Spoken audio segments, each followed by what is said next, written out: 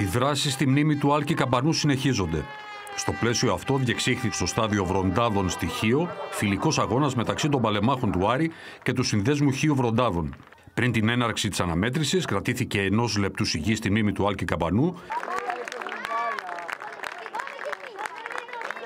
ενώ στο 19ο λεπτό της φιλικής αναμέτρησης ο διαιτητής διέκοψε το παιχνίδι προκειμένου να αποδοθούν τιμές στον δολοφονημένο φίλο του Άρη. Είμαστε ιδιαίτερα συγκινημένοι, δεν θα το ξεχάσουμε ποτέ, γιατί πραγματικά όλοι